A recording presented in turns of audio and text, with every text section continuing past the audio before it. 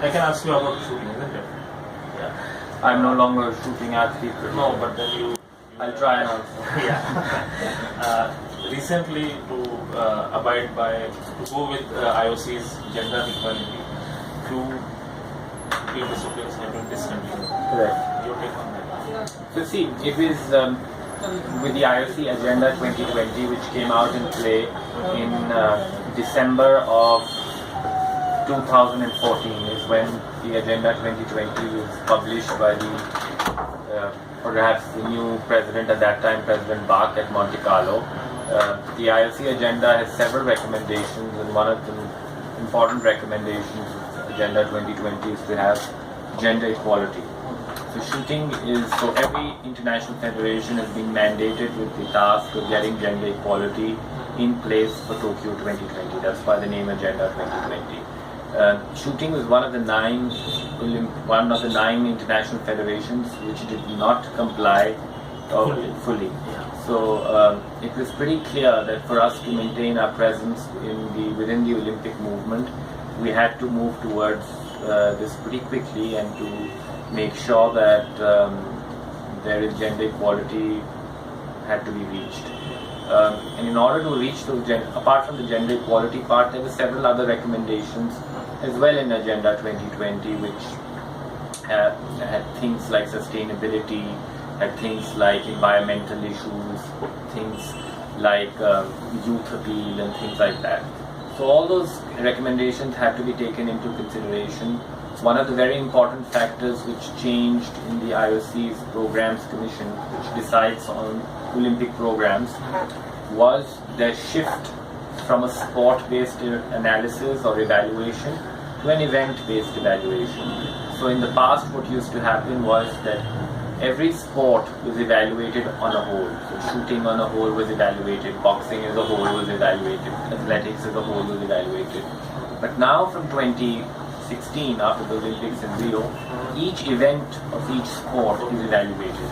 And the IOC had a comprehensive analysis done on each discipline within the sport, and they ranked each discipline within the sport on various parameters. The youth being one of the very important parameters, sustainability being one of the most important parameters. So keeping into consideration all of this, the process was set into play in 2015 by the International Shooting Sport Federation, and three events were changed from being in the present program to be changed to mixed team events. So that was the brief history of what happened. So, but wasn't there some other solution to that, introducing double trap for women? Okay, that's a good question. Double trap for women is no longer an ISSF event. So double trap women was an Olympic sport until 2008.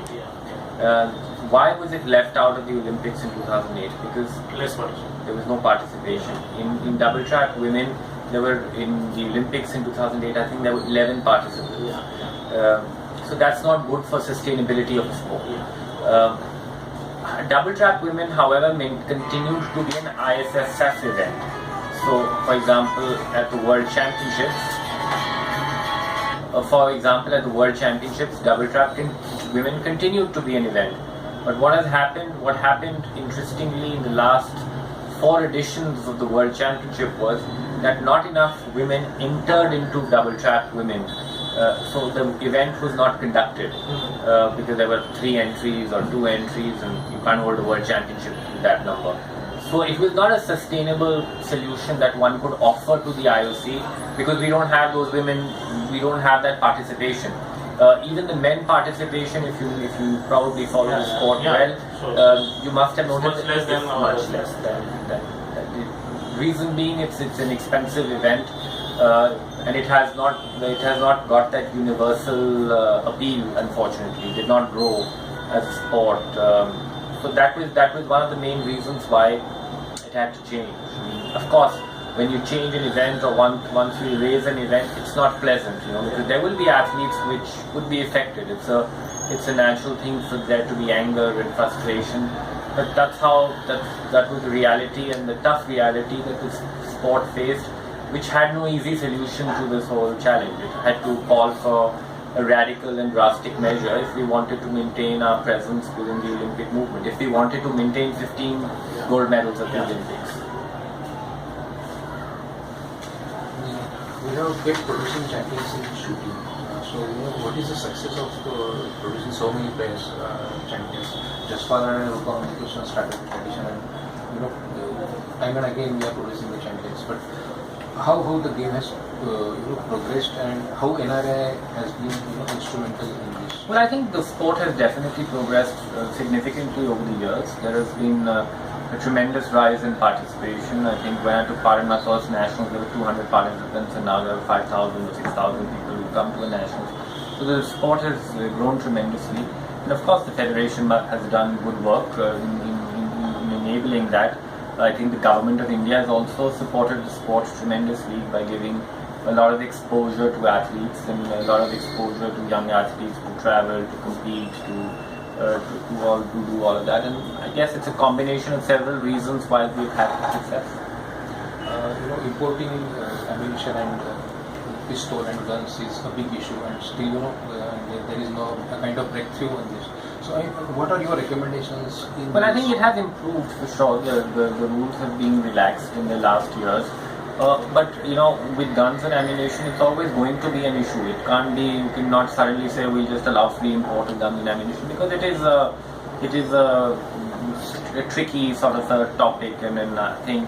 But I think over the last years there have been several measures which have already been taken, which has eased the import of guns and ammunition for elite athletes and for athletes starting out in shooting.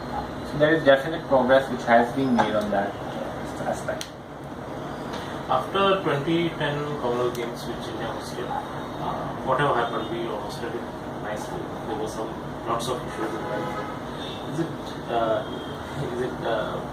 Should we again go for 2022? There are few people talking that now that Durban has backed out,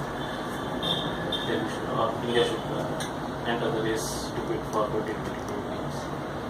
I don't know. I'm not personally. I'm not a big fan of it. I'm sure that there could be positives which come out of it. But personally, if I were to prioritize, what I would want to do is to see more progress to be made at grassroots sport development and things like that. It's not as it may not be as glamorous. It's not as glamorous as hosting the Commonwealth Games to work on the grassroots, but it is something which will, if we can start doing and if we can focus on that, that would definitely have a positive impact, not immediately, but over the years. So I mean, I'm not against it, but if I was to give it priority, I would definitely give priority to development of grassroots. Good. Over the games, there were so many infrastructure is built in Delhi, but it is not kind of fully utilized. So what are your recommendations on that? We build the stadiums, but they are hardly in use. I think it depends. It's again sport by sport. I think some are very well used. For example, the shooting range, which was made up for Delhi, for the older range, which was refabricated for the 2010 games, is widely used. There's a lot of usage of it. There are competitions there. We have a lot of people going to train there. So I think it depends on sport to sport. Thank you.